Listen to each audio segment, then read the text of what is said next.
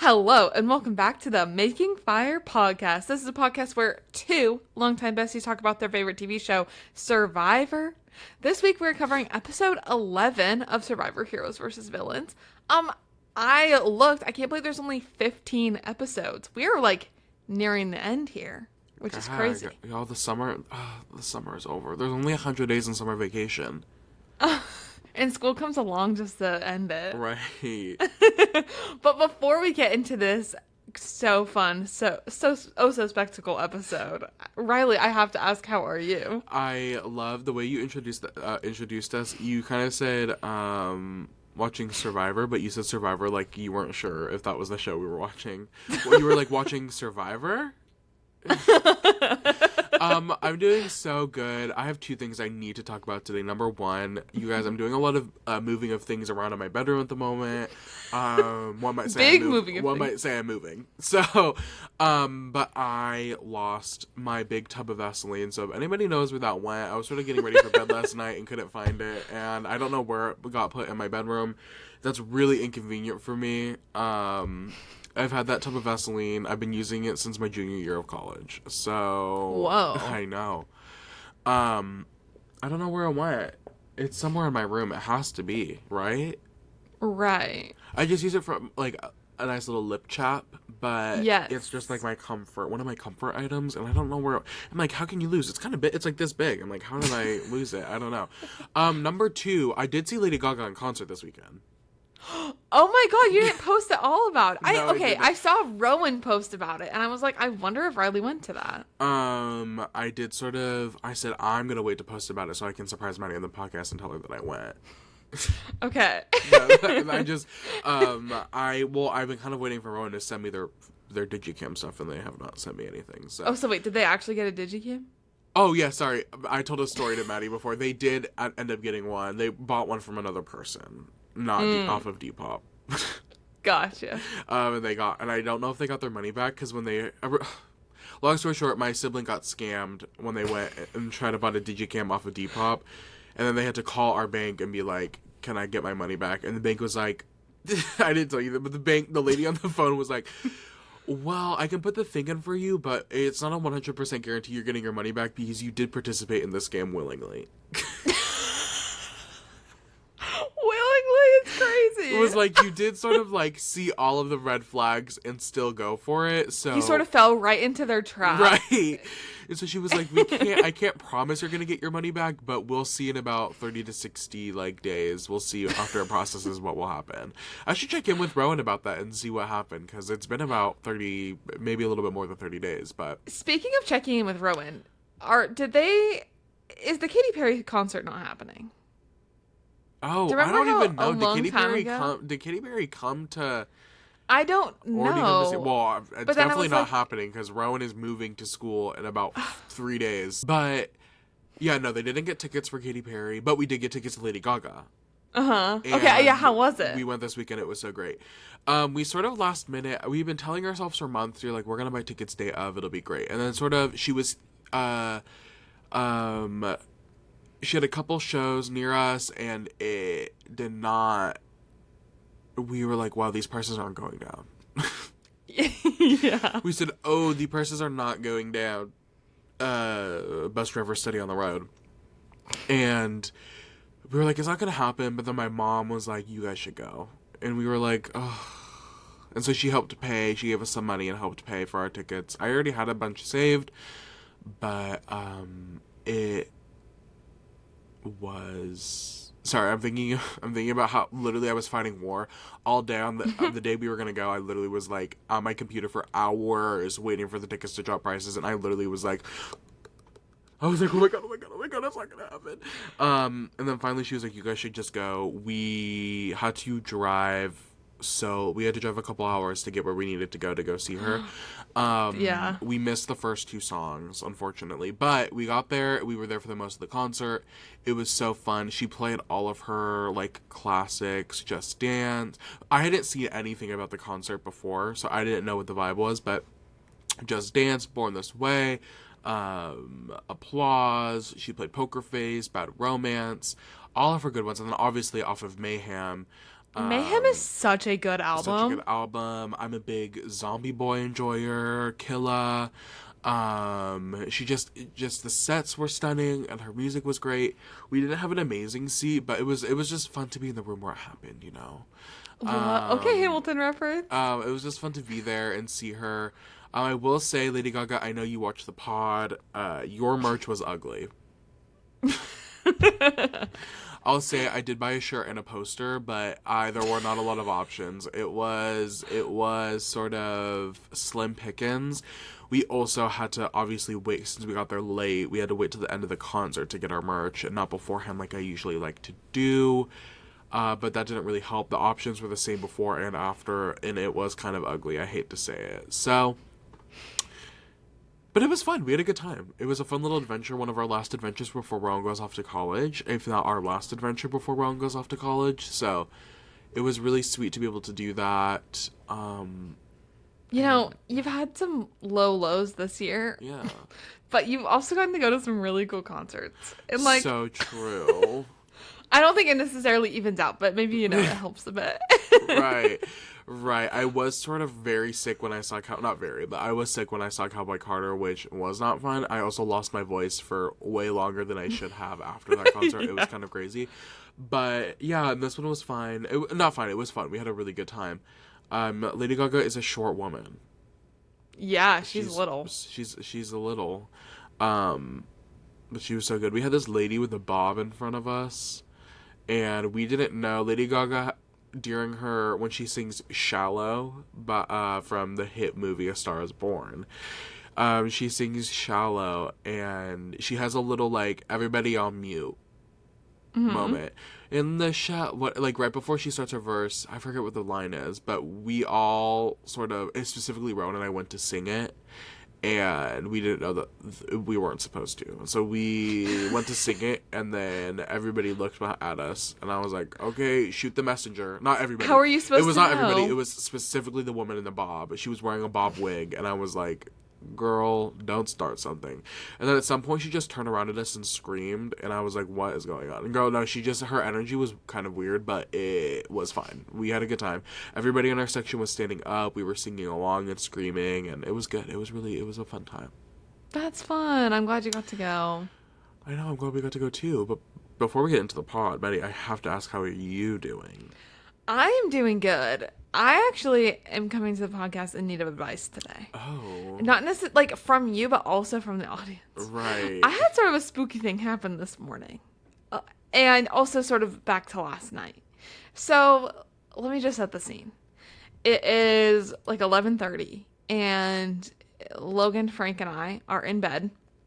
And just to also like set the picture a little bit more, I know you're not supposed to sleep with your door open. It's like a big fire hazard, but right. It's extremely hot out. It's late summer. We have to keep the door open with the fan going sort of in front of it, circulating the air so it doesn't get too hot in our room. Okay, so I'm laying in bed. I have a hard time falling asleep sometimes. Very active mind sort of in the evening as I'm trying to doze off. And I hear like a faint sort of maybe alarm sound, like sort of giving smoke detector going off. But I was like, it's obviously not coming from the top floor, and I don't think it's coming from the basement, because I can hear what's happening in the basement like pretty well. Like if Logan's down there at his desk talking, like if he's even slightly being kind of loud, I can hear it in our room, and our fan really isn't that loud. So if there was like an alarm going off, I would know it, and so would Frank, and so would Logan, right? So I'm only sort of faintly hearing this, and I'm thinking, like, should I get up and check? And I was like, no, I don't think I should. Like, it's definitely just my imagination. And I still think it was just my imagination, like, making things up. I don't know, maybe if I was a little anxious last night, whatever. I eventually fall asleep. This morning, so we wake up at 6:30, just as usual, and Logan goes to work at 7, and then I was getting up and going to go take Frank out and get in the shower. It's like maybe 7:10 at this point. Then the smoke detector in my room specifically starts going off. Huh. What? Just in my room. There's one right outside in the hall, was not going off. And there's nothing in my room. Like, I unplugged the fan. It was obviously not smoking. There was nothing going on. And nothing else in the house. I go look around. Nothing is smoky. Like, there's nothing. And I Google it, and it's like, okay, maybe it was like something faulty with the alarm, or like maybe a bug went into it, or dust or something, like could just set it off. As bugs do. As bugs do. But I just think it's so spooky that like I was hearing an alarm. This has never happened before. I had was envisioning an alarm last night as I'm going to sleep, thinking I'm hearing it. And then all of a sudden this morning, for the first time since we've ever lived here, the alarm goes off in the bedroom as I'm getting up. That, like, I need the audience or an Etsy witch or someone to weigh in. How did that happen? Like, that is just too much of a coincidence. Do you think it's maybe carbon monoxide? No, because that's a separate thing. And we have carbon monoxide, like, actual detectors.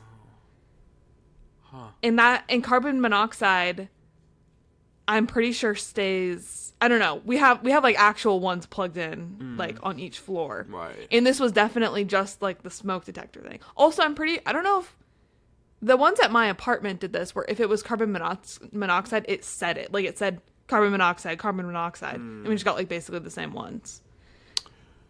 But me hearing it in my, like, as I'm going to bed last night and then waking up, and the first thing that happens in the morning is an alarm. It goes off.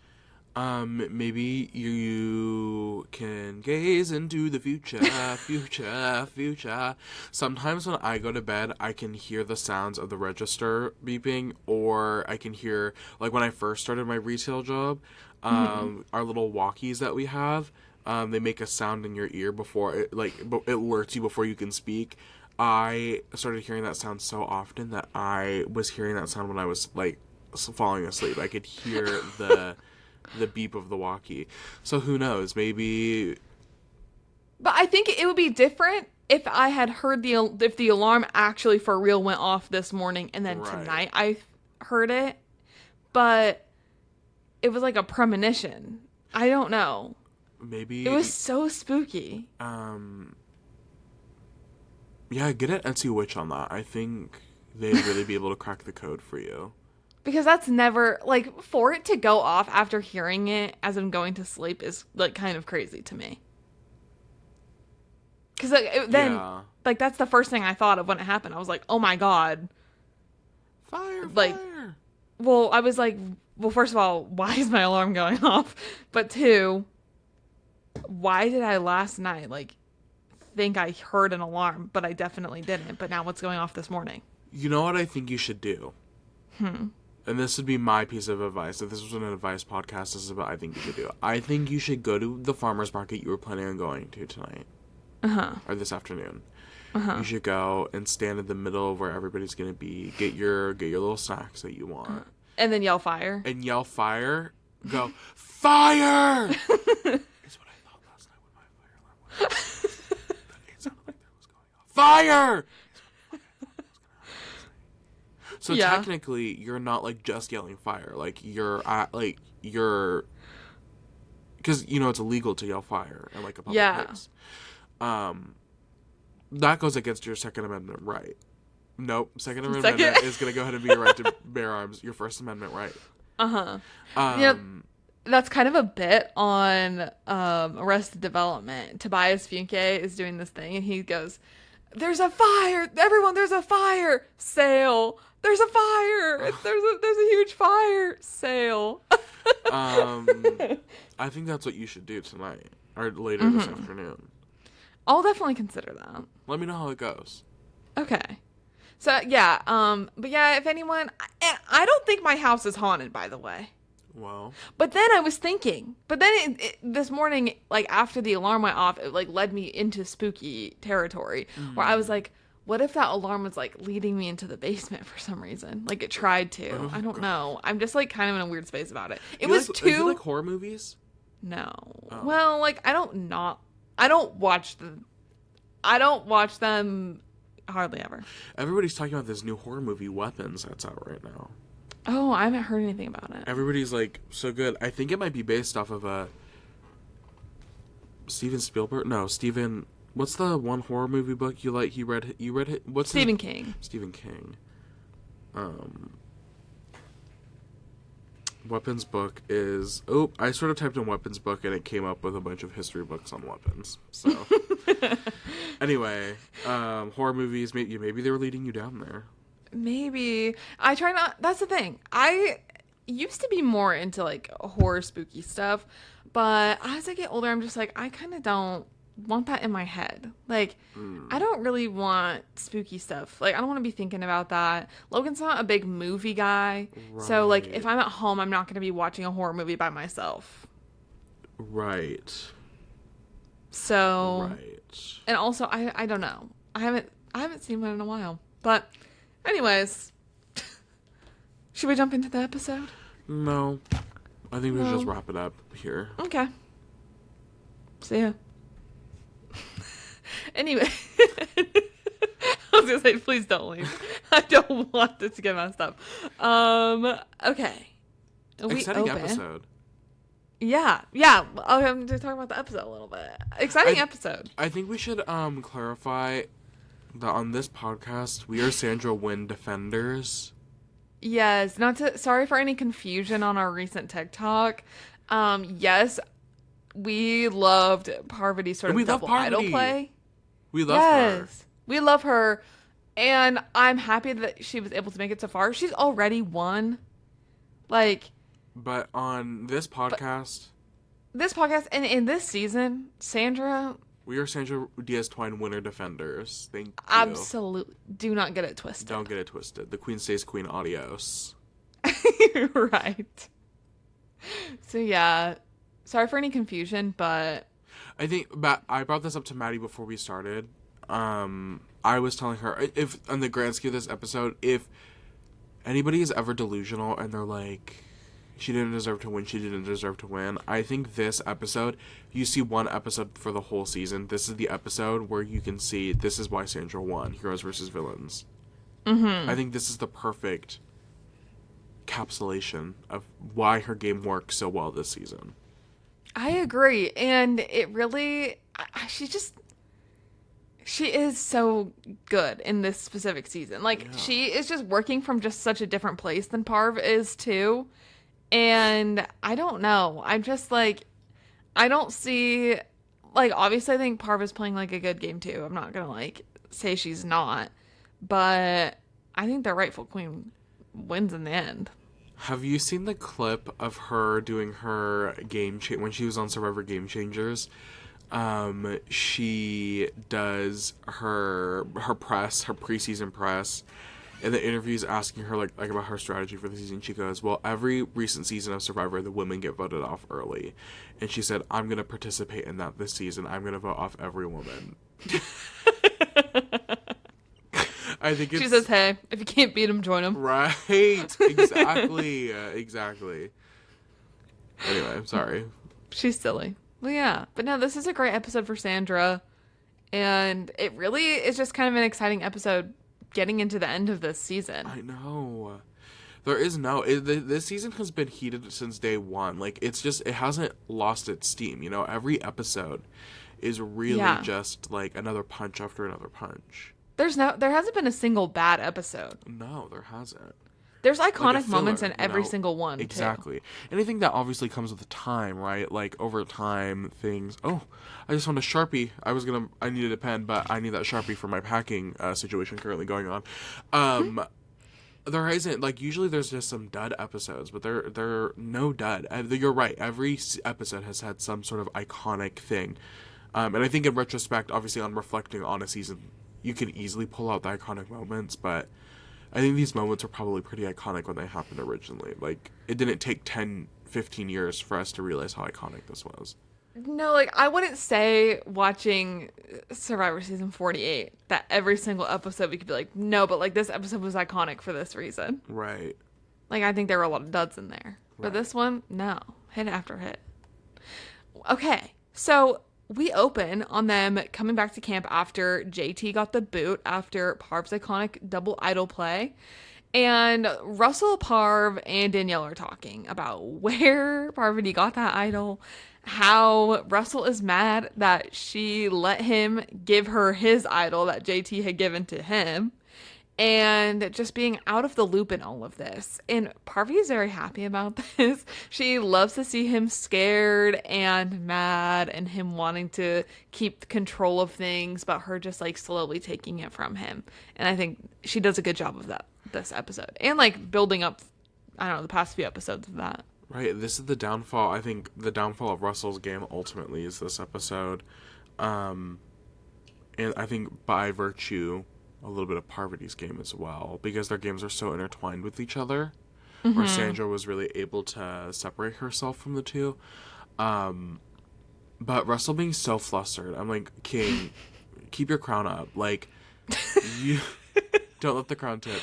You truly, like, you survived and your ally, like, Parvati was never going to use that against you. If any, like, don't act so mad at her. You know what I mean? Right. Like, just be grateful. Like, he wouldn't do the same thing. Right. Like, just be grateful that the scheme wasn't against you, I guess. Exactly. And I don't think she would have until, like, at least further to the end. Right. So, yeah, and then we have Amanda and Rupert talking, and they decide that, you know, they need to figure out who they can sort of splinter off from the villains group and see who they can continue to work on. And Rupert is just really annoyed that his little hero buddies wouldn't listen to him in the warning that Sandra sort of gave him. And he's like, yeah, he's mad about it, but then there are other moments throughout the episode where I'm like, okay, but he is just sort of like still with this like hive mind. Him and Colby still. I'm like, okay. Yes, a little bit. Like, you're mad, but you didn't do a lot of pushback. Like, there wasn't a lot of like real like push for this to happen, I feel. Yeah, like I feel like he could have tried a little bit harder last episode. But the next morning, Candace and Russell are talking. This is also upsetting. Watching this unfold. They're talking, and he's like, hey, the ship is sinking. Sort of all over. The ship at large is sort of sinking. And he's like, hey, join me, join us. And you can trust that you won't just make it to the top 6. You're not going to be that 6th vote. But I also can't guarantee that you'll be top 3, but you're going to get closer to the end. If someone said that to me, I would do everything in my power to work against them. Like, girl, get off of your high horse. Don't, like...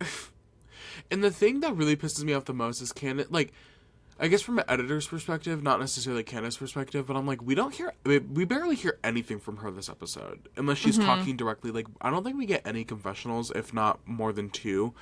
I really don't think I remember seeing a single confessional from Candace, but I'm like, girl, what are you thinking? How can you hear that and not hear anything other than I'm being used to further these people's specific games? Right. I'm just a piece of that. Like, you are so clearly never going to win if you work with them. You have no agency. You are a pure number. And I think, again, not to keep talking about her, but I'm just in a defense Sandra mode at the moment. Like, compare her position to Sandra's position, where her and Sandra are kind of in similar spots in the sense that, you know, your original tribe mates don't really trust you. And Sandra and Candace really hold kind of a lot of power at the moment. But Sandra's not playing from a scared perspective, where Candace is we'll get into the scene much later down this pod, but I'm like, it's interesting to see how those dynamics work against each other, like comparing how Sandra's approaching the game to how Candace is approaching it. And we don't hear from Candace at all, which makes it hard, but you're right. Like, I'd rather be at the bottom of a 5 of people, or I guess a 4, because now JT's gone, of like, I don't know, people that I know somewhat trust me, or that I have a prior working relationship. You're going into it with Russell, and it's literally like up in the air what could happen. And it also doesn't feel like the heroes group is as like locked in as a core as the villains are. Like, I think it's very obviously like a core 3 with Russell, Parv, and Danielle.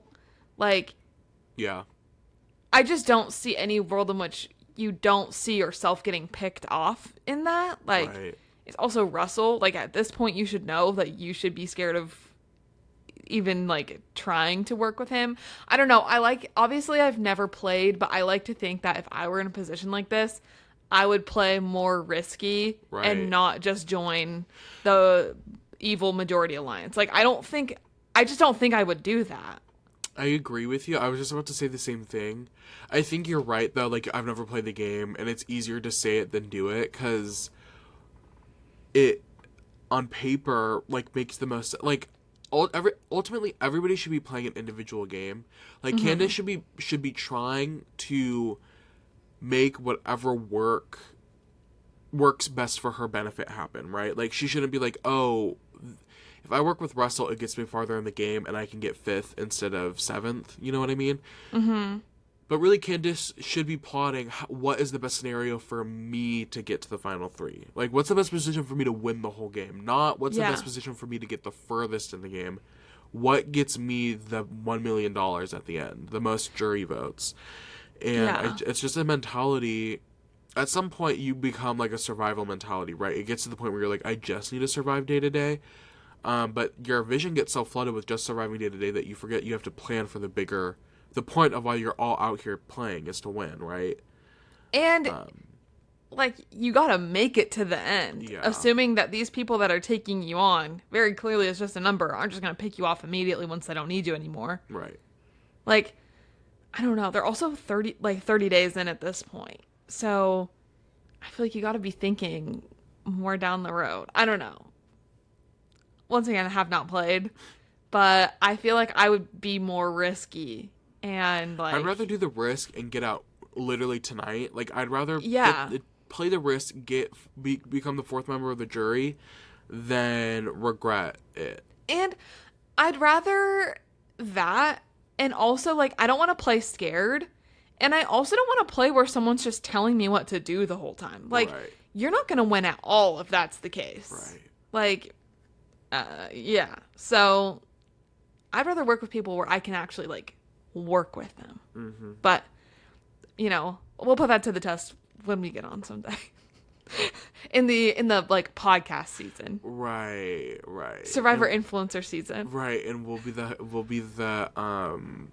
the captains of our specific tribes. I thought you were gonna say we'd be like the fan votes. Oh, right, yeah. They'd put us in. Right.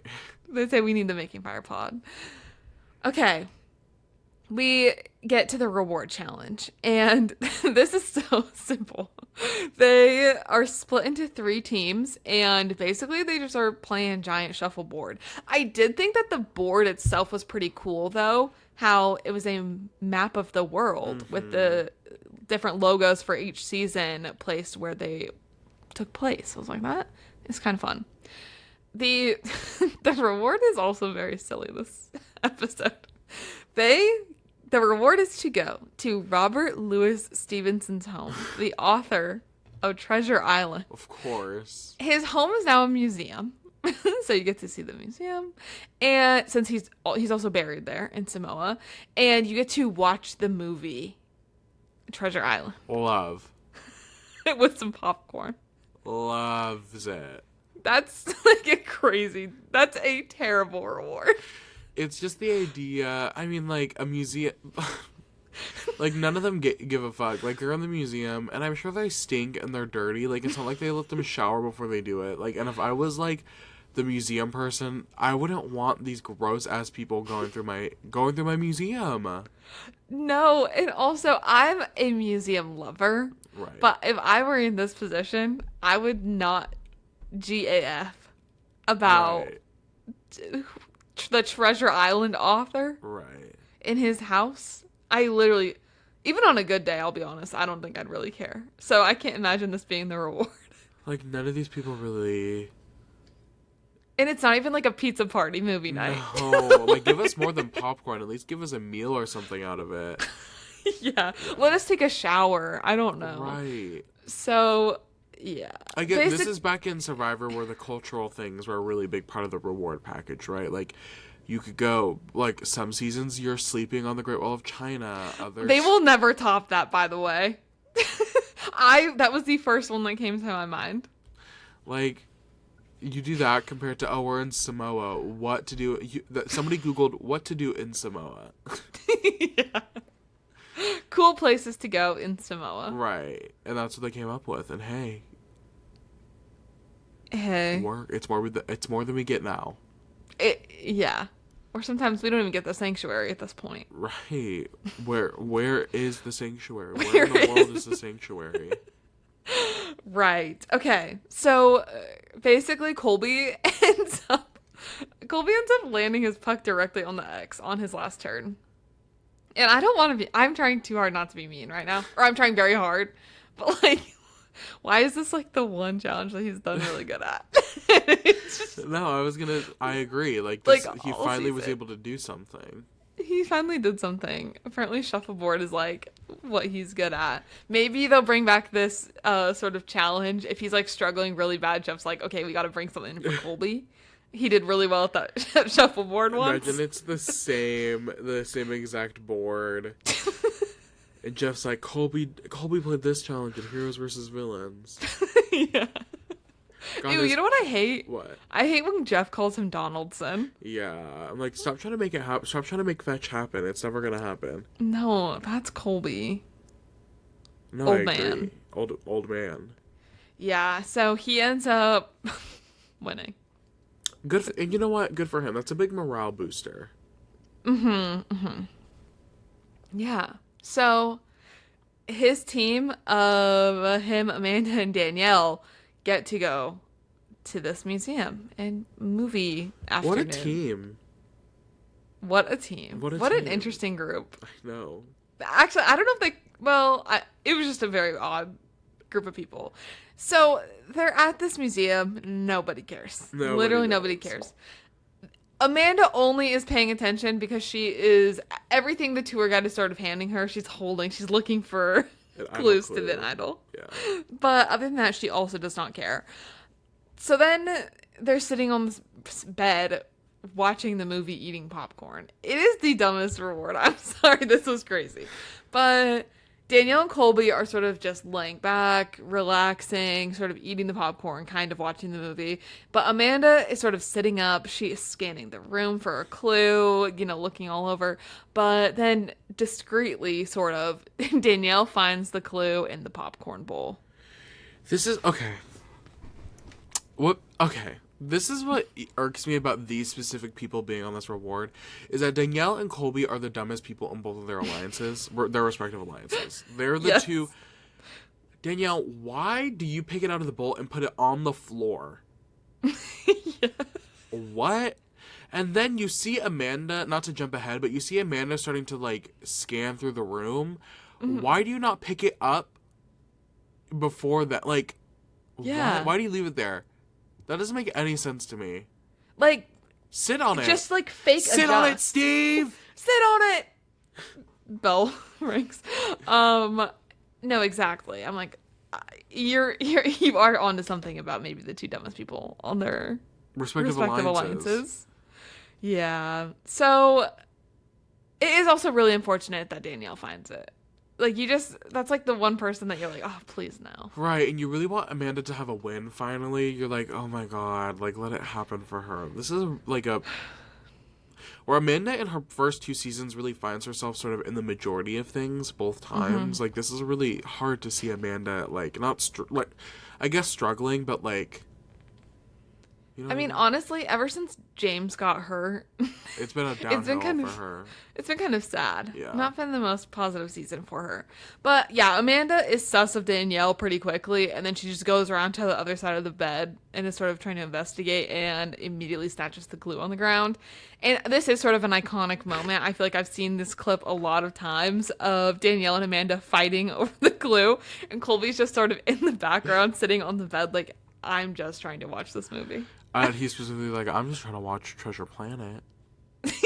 It's the specific, like, the getting the brand, or not, the title wrong. The sponsorship. Oh, yeah. Oh, yeah. Treasure Planet. No, Treasure Island. Yeah. But he, I'm like, Colby, you are so fucking stupid. Okay, wait. Okay. So they're fighting. You finish it, and then I'll say my thoughts. Because I agree with you. So they're physically fighting sort of on the ground, throwing each other around. Danielle's trying to get this clue back from Amanda. And Danielle is like, hey, it's mine. I found it. And Amanda's like, well, it was in the room with all of us, so you don't really just get to have it. Like, I also found it because you sort of put it on the ground. Right. And Colby then. Oh my God. Nothing Colby, going on use up your top. Fucking brain challenge. Like, Level impossible. Think a thought challenge. I don't know what to tell you. Like, lock fucking in challenge. Danielle asked Colby, she's like, it should be my clue, right? Because I found it. And Colby's like, yeah, it's Amanda's. Or no, sorry. Yeah, it's Danielle's. Give her the clue. Oh my God, Colby, use your fucking brain. I mean, come Colby, on. One person in this sort of situation is actually in your alliance. Right. And maybe, like, if you as a group know that you have a clue to an idol and you have an idol, that's actually going to be power over the other alliance. Right. Something that Why would you not back need. your ally up? I don't care about what's right and what's wrong. I don't care if Danielle found it first. She was dumb enough to leave it on the floor. Like, what? Again, back to what we said at the end of last episode. You know it's crazy when Rupert and Amanda are the ones that are, like, running the show. Yeah. Amanda, I love you. Prior to this, you haven't had really a great track record, but I'm like, Colby, stand by a woman. Stand up for a woman for once. I don't know what to tell you. Like, how does it make any sense? I would have been like, no, Amanda found it. You're the one that left it on the ground. Exactly. And if it comes to a real issue, then production can solve it, because that's production's job. Production can be the one to break the thing. But Colby, don't throw your alliance under the bus. Right. It's like he just wanted to stop the conflict and watch the movie that no one even cares about. Like, why would you not stand up? Like, you were still playing a game. Right. It is so upsetting. I really feel bad for Amanda, too. I do, like, too, she should have had her... That was really smart. That was up. really smart. And had she had backup, who else is still left? Candace and Rupert? I don't know. If Rupert maybe was there, or Candace, I don't know. But if JT was there, JT would not have let that slide. No shade. No. JT would not have let any of that slide. And obviously, like, spoiler alert, Amanda goes home this episode or gets voted out. But, like, she was kind of beating herself up over it. But I feel like Colby is also to blame. I think Colby is the one to blame. I don't think... Yeah. I think the way Amanda approached it, if Colby had defended Amanda, I don't think it's not like Amanda caught a ton of heat, but had Colby defended Amanda, I think it would have been it wouldn't have been as, what am I trying to say, like, as big of an issue as it was, right? It makes Amanda look like a crazy person when she just gives it up to Danielle. It's like, okay, why did you even do all that in the first place? Had Amanda stood 10 toes down and had someone to her defense, I think it would have been more... Yeah. Seen more as a big move, you know? I don't know if I would have thought of this in the moment, but I do kind of wish that she would have, like, either just, as the struggle was happening, like, opened it up and tried to read it, or rip it up. Right. Or, like, that would take a bite out of it. That would have been iconic. I think opening it up and read it, I think the best solution should have, if Colby was like, don't give it up to Danielle, or don't keep it, Amanda.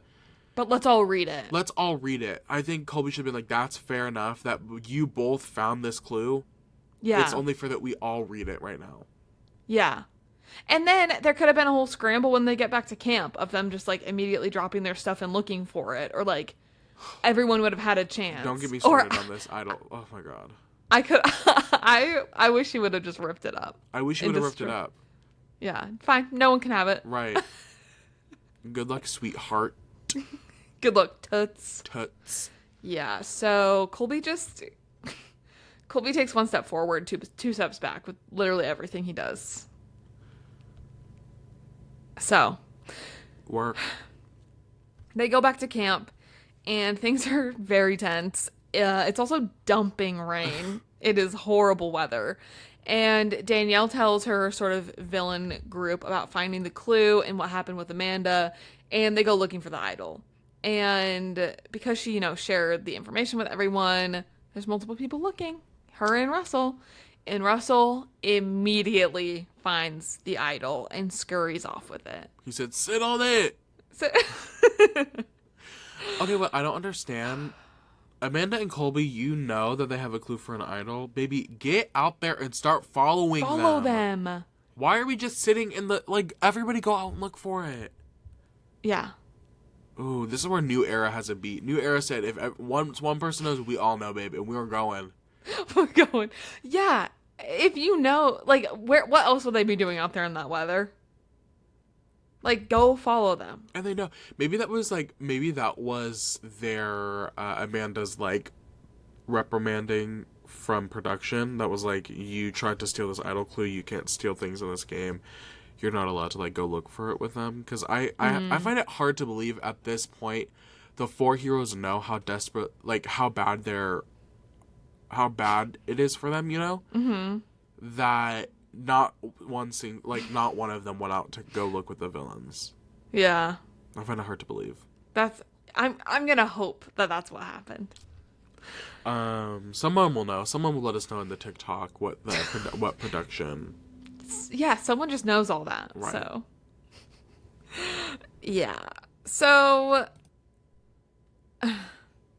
Russell then tells Candace that he found the idol to sort of gain her trust after their previous conversation. And she's like, okay, well, I'm going to need to see proof of that immediately. And so he shows it to her. I'm going to need to see that Vax card. I'm going to need to know license and registration. Right. Social Security. Right. Yeah. And with this, he says, with this, I can help get you to the final 3 now that we have this idol. Because somehow the idol shifts everything. And now all of a sudden, before I couldn't guarantee that I would take you, but now I would. Mm-hmm. Like, he's just telling her anything she needs to hear. And hey, I can't blame him. If that is what you need to feel comfortable. Yeah. So the next day, Sandra and Colby are talking, and Sandra spills on everything that has gone down with the villains, how each person went home, how each vote went, and she also knows that this is now the time. Like, I need to start making moves to last in this game because things are looking bad for everyone. And because Colby knows that Danielle has the idol clue, and he is very certain that she has the idol, he tells Sandra that he wants to take out Russell or Parv tonight. And then we also have Sandra and Russell talking, and he's trying to convince her to work with him and with his villain group. And he's sort of running the numbers with her, and she's like, first of all, that doesn't make sense. But she does ultimately know that she has to to be with the heroes, because she will always be at the bottom of this villains group if she works with them. Because ding, ding, ding. Sandra's really good at playing dumb, and I think that is something that works well for her. I think across the many games of Survivor she's played, is that she's really good at playing off of her perception. I think at this point in her Survivor career, we talked about this last episode, that nobody really knows, right? Like, she comes into the season sort of as a background character compared to some of the other characters we've seen, and I think the perception is obviously from Russell that she's dumb, like that she's just a number for them, and I think she does a good job. Like, obviously Sandra knows where the numbers should be, and Sandra's like, well, you're not counting right, you're not the numbers. What Sandra's trying to do is figure out who is the extra person. Yeah. So she knows who she needs to keep an eye on. She knows there's some funny business. Right. That she needs to get to the bottom of. Right. And I think she does that well. I think that's something she not thrives, but it does well in her other performances, is that as her career grows, she becomes more of a initial target for a lot of these people, so especially after her second win, and she adapts with that. But the moral of this was, I like this scene with Sandra where her and Russell are counting, and she's like, no, you're doing it wrong, and he's like, no, I have somebody flipped. Yeah And he's just giving away this info, right? Because he thinks that she can't do anything with it. Like, he thinks that she won't know what to do with the information he's giving her. Yeah. And it sucks to see him get away with it this episode, and, like, in general he has this season. Right. Because, like, he really is underestimating her, but it's the other idiots that won't listen to her and, like, won't just, I don't know, that are working in Russell's interest this whole time. Right. then it is very funny. After this conversation with Russell, Sandra is fed up and she knows that she needs to like get to work. So she tells Rupert that she is down to get Russell out of there. And basically there's other conversations with other heroes and between each other. And they're all like, okay, let's just go for whoever Sandra wants because we want her on our side. More? Which I love. Yeah.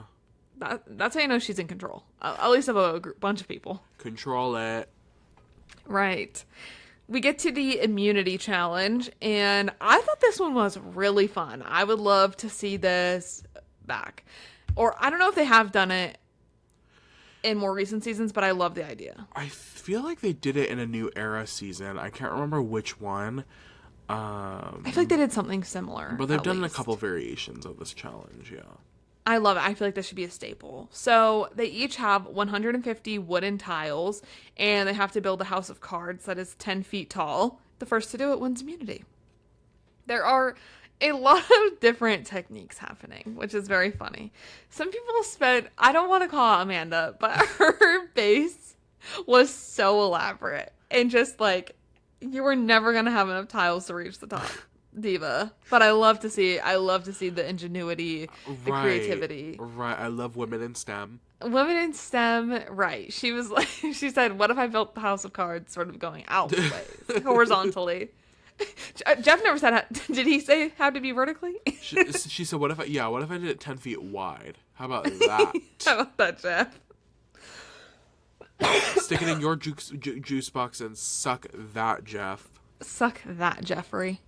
So it's also very satisfying watching them. I'm sorry. I don't, I hate to prey on people's downfall, but the way they like crumble was so satisfying. Right. I could have watched that all day. But it comes down to the wire with Jerry and Russell, but Jerry ends up winning immunity. It's her first individual immunity ever. Jeff says, really? I feel like, Jeff, you should know this. I don't know. Jeff, this is sort of your job. He's like, really? This is your first one ever? I feel like that's a stat that you should sort of have at hand. Yes. Like, maybe you don't even need to know everyone, like, how many times, if they've won more than once, but you should know the people that haven't won it before. Right. Especially there's not that many people left. Right. So then we have one of my favorite confessionals this episode from Sandra that happens after the challenge. And she says that she is voting for Russell tonight because it is revenge for Courtney, Tyson, Boston Rob, and even Coach, who she doesn't care about, but she'll stick him in there too. Right. Keep your boundaries, sis. Like, even in revenge, like, know your boundaries. Yes. She's like, I don't actually, like, really care about you, but, like, how dare Russell do that to you? How dare you, Mr. and Mrs. Spears? Death to all of them. To all of them. No, she would have been too good on the Wendy Williams show. Sandra? Yeah. Right, yeah. We go back to camp, and Jerry is elated to have won. But Russell says that he doesn't really care because Colby and Rupert, basically, because Jerry is kind of a nothing number at this point, unfortunately, for Jerry. But whatever. Colby and Rupert just sort of look done, is what Russell says. He says they look like they have no fight. They've got nothing going on. And he hasn't really decided what to do with Candace yet. He sounds like he's like holding her hostage. Right. I haven't decided what to do with this one yet. How much longer we'll keep her around? So it has to be Amanda tonight, unfortunately. And he talks to Candace about this, and she is fine with voting Amanda since Amanda has apparently crossed her too many times. Okay. Work. She's standing on business. It's not clocking to us that she's standing on business. Candace, like, I don't know what to tell you. You just haven't been trustworthy to them. I don't know. I'm surprised, honestly, if I can be brave, I'm surprised Candace has made it this far. I'd be forgetting she's out there. Like she is really just like a nothing. She had some heat in the first couple episodes, right? Like when she was really being targeted, but I'm just like. But after they realized that she wasn't really a threat, they were just like, okay. And then her giving up immunity last episode. Like, was it last? Right, yes, yeah. Going down the pole. I thought she like gave up her immunity necklace. No, right. No, I know what you're saying. What's really crazy to me is that she does sort of get invited back after, like, for another season after this. Like, but I don't know if it was because of her or her husband or her fiance or boyfriend, whatever. For Blood versus Water, she ends up coming back, but... How many seasons later is that? That is not that far off. I think it's in the first Blood versus Water, I think, is in the mid-20s. So, like 3 or 4 years, maybe. Mm-hmm. Yeah. But I think that most of the players who got brought back were brought back because of their loved ones. I think was most like they wanted the interesting loved ones instead. But Rupert comes back for that season. Mm-hmm. Sandra does also come back for another Blood versus Water, but the Australian Blood versus Water. Right. So the hero group plus Sandra are talking, and they all agree to vote Russell tonight. And at this point, not really knowing that Candace is sort of working with the devil. Candace then tells Russell and his group about the hero's plan and that they're voting for him. And also Sandra's participation, and that Amanda isn't even fighting because she thinks she's so safe. Russell then pulls Sandra aside and asks her, hey, are you voting for me? I sort of heard that. And she obviously denies this. And he then like kind of threatens her with this idol play to scare her into voting Amanda. And she's like, are you threatening me? She's like, why are you threatening me? Yeah. She's like, I'm working with you. Why are you threatening me? And he's like, I'm not. But, no, like... Oh, God, I can't imagine what was going through Sandra's brain. Like, I would have been so pissed off at Candace. I would have been like, swap the fucking vote. Swap the vote. Can we all just vote Candace, actually? God, like, I would have been so pissed off. Oh, it pisses me off. She handles this so much better than I would have. Yeah. So Sandra then tells Rupert how Candace is spilling all this info to Russell and is actually flipping on them tonight. And then Candace gets all defensive when Sandra confronts her about it. And Colby's also sitting there swearing up and down that Candace is working with them. Colby, what do you know? That's what I'm saying. Colby, you act like people have game conversations with you. Colby, I haven't seen you had a confessional in weeks at this point. Like, you've had nothing, I'm sorry to say, intelligent to add to the conversation. No. Candace is for sure. Mind you, you hated Candace at the beginning of the season. Mind you, Tom, and JT or whoever were and Stephanie were working your ass off to get Candace out of this game. Yeah. He makes a lot of claims that he thinks are 100% true. That there's an all-women's alliance on the villains. That Candace is working with them. And then this episode, he says that Danielle definitely has the idol. Girl, like, what oh my are you God. talking about? Get a job. Get a job challenge. You know what? All these challenges I keep telling Colby, that's why he can't succeed, because he can't win a fucking challenge. All these little challenges. Get a job challenge, do this challenge, do that challenge. He can't, unless it's fucking shuffleboard. Hey. You know what? If we get to enjoy him on season 50... That's the thing that keeps... I think that's what's rubbing salt in the wound. No, it is, because I'm like, damn. All of this. I did see... I saw an interview... Mutuals. Rob has a podcast, friend of the pod. Colleague. Long-time colleague, long-time friend of the pod. Rob has a podcast. They did a series, Brendan, or... What's his name? From Survivor 40... The one that couldn't get up the ladder. Brandon. He... Brandon Donlin. Yes. You know what? He's actually really funny on TikTok sometimes. Oh, and, no, the I comments, think his post... Yes. I saw someone... I think... Sorry to interrupt you. No, you're good. But Kenzie had a really funny post. I don't remember what exactly it was. And she's like, I just want to know, like, how the people that go on Survivor these days, and they know so much about everything, like, they are just experts in it, and I can never remember anything. Like... That's just so crazy, these people that know all this. And then he commented, and he's like, hey, so actually knowing everything about the game doesn't really help. No, I think he's really funny. And I have to go back. I didn't watch the series as it was airing, but I think I'll go back pre-season 50, like prepping for it and watch. But he did interviews for every Survivor 50 castaway. He did, he talked to people that played with the person. So he talked from Tina Wesson, who won Australian Outback. And Tina was like, Colby's mindset is different. I think the question Brandon asked was like, how is it going to be different this time? Like, he very clear, like, his Heroes vs. Villains performance was kind of, like, terrible. Like, his outlook on the game, whatever. And I think Tina, I saw it happen. I saw what she said. Tina was like, he is going to Survivor 50 with a much better outlook on Survivor. He felt like he disrespected the game the last time he played, and he's wanting to give it the respect it deserves on his potential last time he'll ever play, right? Like, he wants to go out and, like, actively play the game how it's meant to be played. And last time he'll ever play.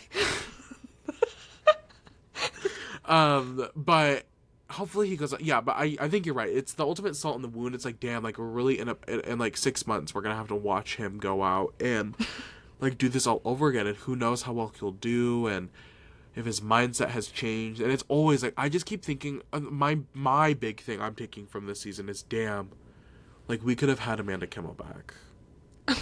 And can you hear my stomach growling a little bit? Colby being on is not the reason Amanda is not on. I think all the rumors is that it was Ozzy. If it was anybody at all, it could have just been her not wanting to do it.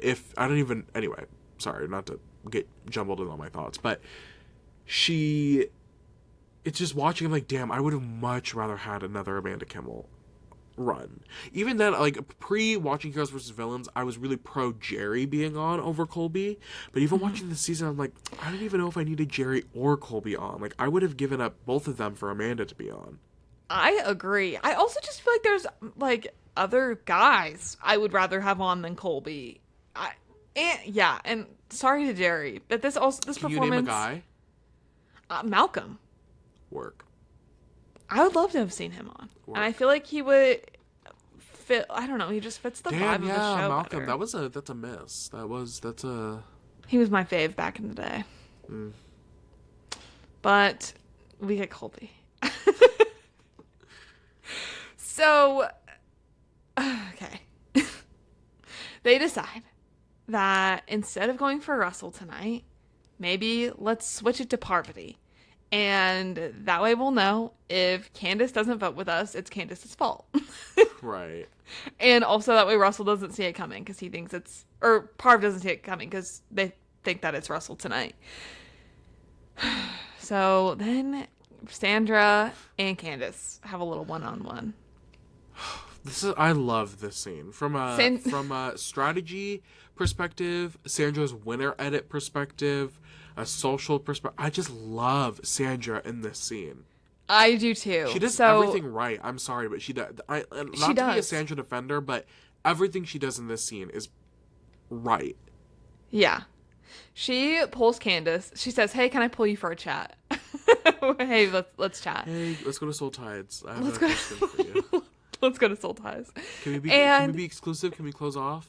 Can we close up? Literally, because everyone keeps trying to interrupt their conversation. Right. So, basically, Sandra is just trying to explain to Canvas explain the situation to Candace, and about how Candace is playing scared. She's not thinking ahead. She's really just playing because she's scared. And Candace even admits this at one point. She's like, yeah, he has an idol. And Sandra's like, you don't need to worry about that. Like, this plan specifically flushes that idol if he's dumb enough to play. Or, like, if he's really gonna play it. Not dumb enough. But, like, there's no reason to play like this. Like, I am out here sticking my neck out and risking my game to play with you and to move with the hero group. I'm putting myself out there and you're working with them? Like, you're really gonna do that? Like, why would you do that? You are just scared. You have to play, like, confident. Sexy confidence. There's a moment where Sandra realizes that Candace is playing scared is so great. And her response literally is, oh my God, you're scared. Yeah. But it wasn't a moment of making fun of her, being mad at her. She was like, oh, like, I get it. I get why you're doing what you're doing. It's because you're scared of Russell. Yeah. But Sandra, I think Candace is like, there's so many what ifs in the air I'm like, this is where you need to trust Sandra. Sandra's been playing this game with Russell since day one. She knows that she, at this point, knows very well the type of game he's playing. Yeah. And like, Candace, you need to trust what Sandra is saying. She knows Russell. She knows Russell is cocky enough that if he found the idol, if he has the idol, he will play it on himself before he plays it on anybody else. He's mad at Parvati right now, and he's mad at Danielle. So if he's gonna play it, he's gonna do it on himself. You just need to trust what's gonna happen. Trust me that I know well enough about Russell's game. Like, you're scared of Russell because you're just meeting him. Yeah. And he's aggressive. He's an aggressive player, and he admits that later. He admits that at Tribal Council. He's an aggressive person who plays aggressively. It can be scary, especially if you don't know how to interact with it. But Sandra's like, I've interacted with it. I know. Yeah. So just trust in it. And I love the scene. The sun is setting. Like, you can tell they're just about to leave. And this is just how good, and ultimately, I think, just encompasses her whole game, is she's done such a great job at making it known that she wants to separate herself from Russell.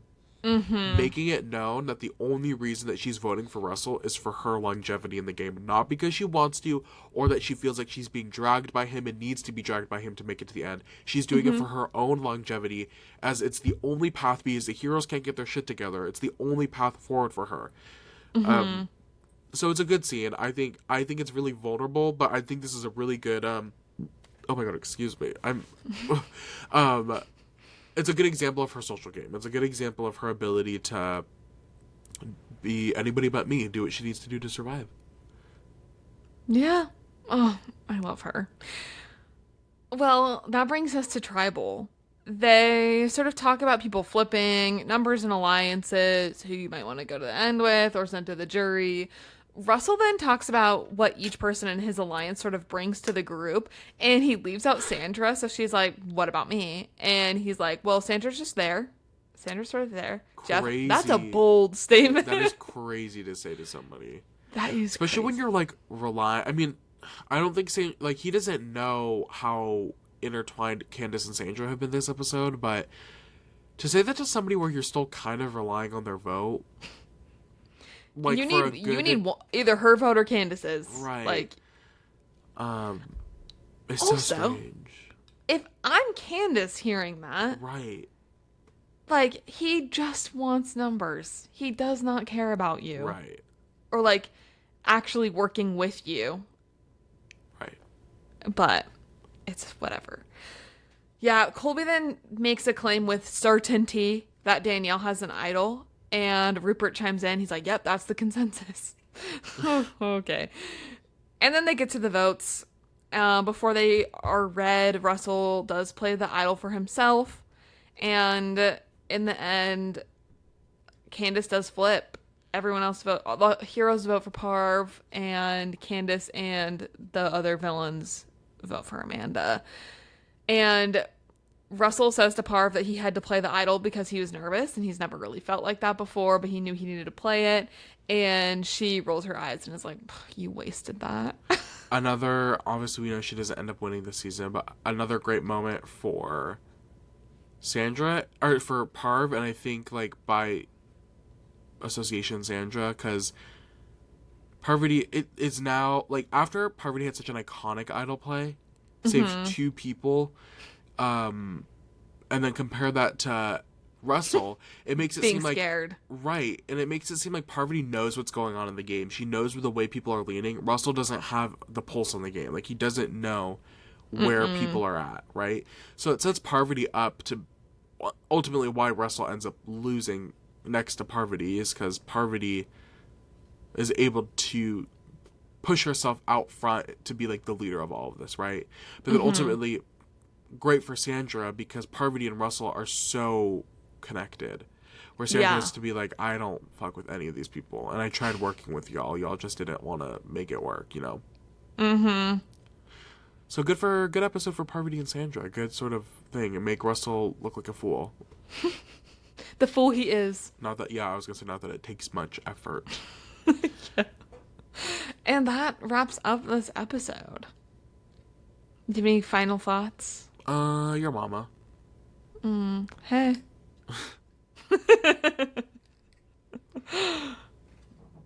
Well, that's it. Those are my thoughts. That wraps up this episode of the Making Fire podcast.